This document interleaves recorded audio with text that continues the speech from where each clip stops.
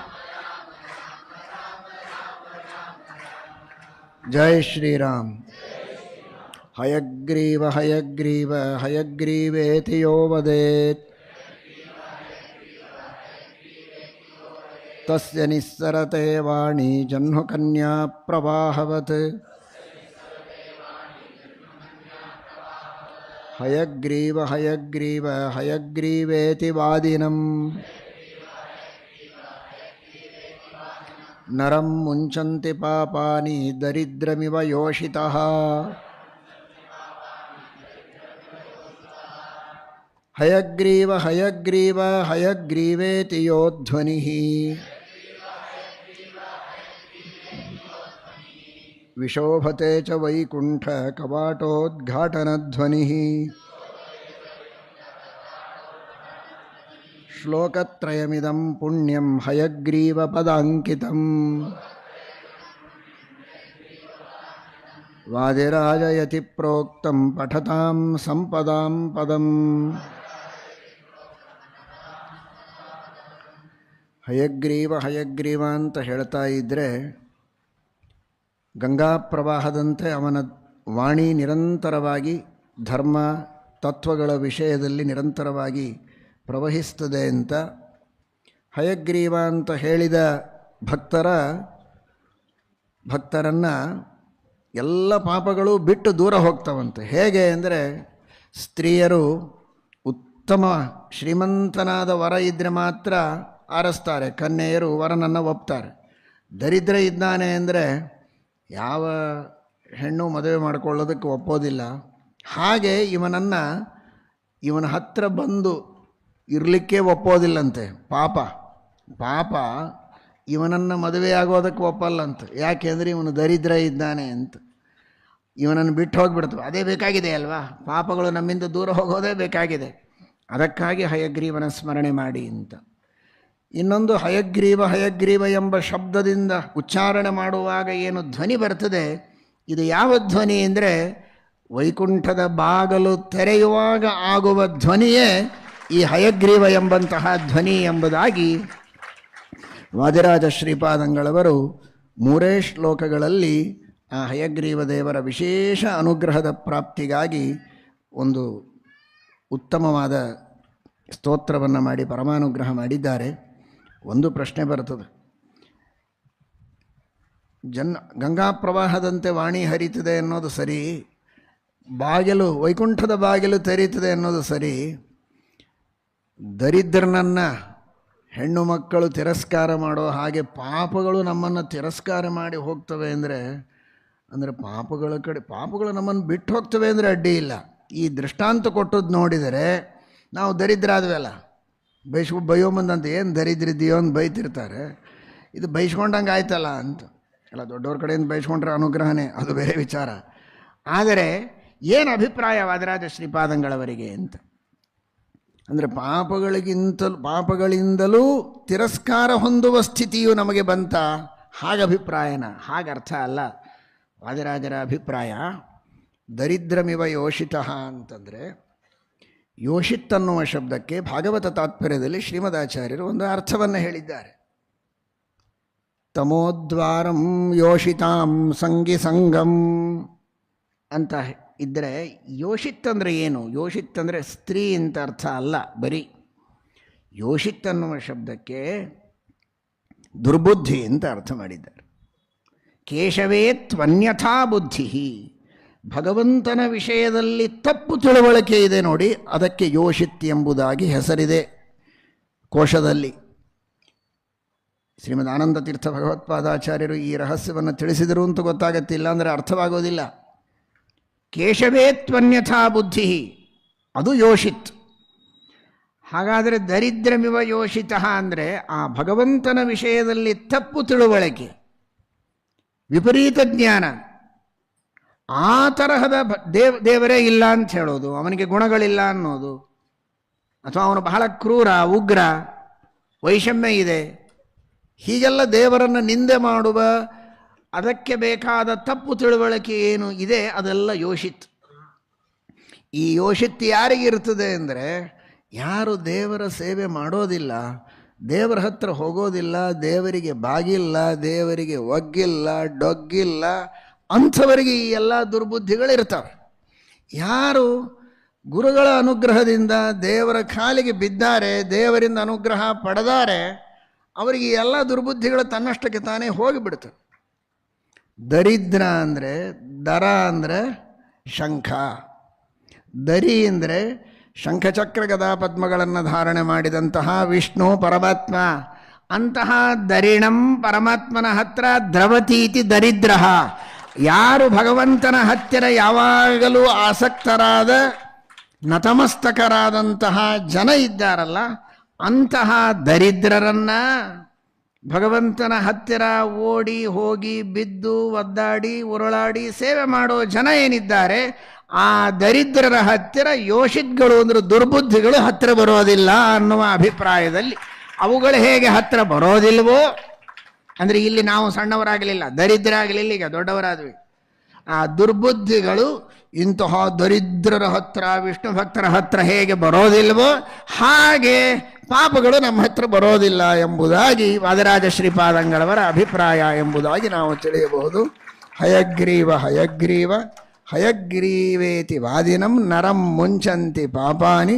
ಹೀ ಕೈ ಮಾಡಬೇಡ್ರಿ, ದರಿದ್ರಮಿವ ಯೋಷಿತಃ.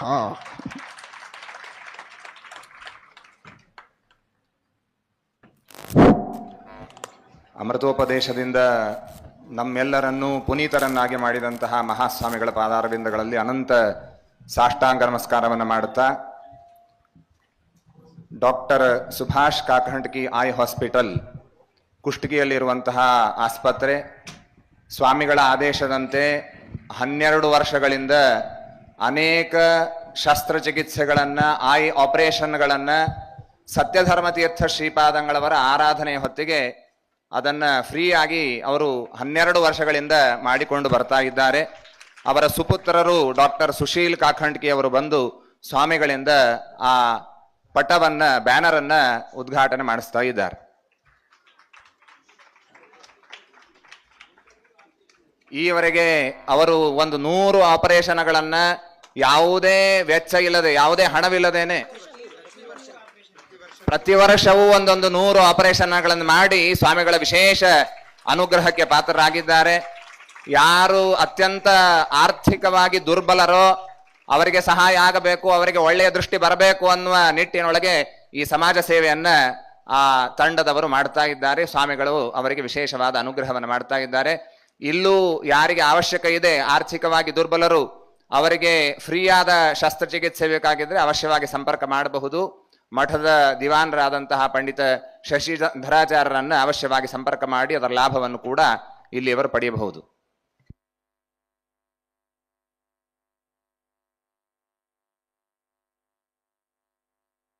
ಆಪರೇಷನ್ ಇಲ್ಲಿ ಮಾಡಲಾಗೋದಿಲ್ಲ, ಅದು ಕುಷ್ಟಗಿಗೆ ಹೋಗಿ ಆಪರೇಷನ್ ಅನ್ನ ಮಾಡಿಸಿಕೊಳ್ಳಬಹುದು.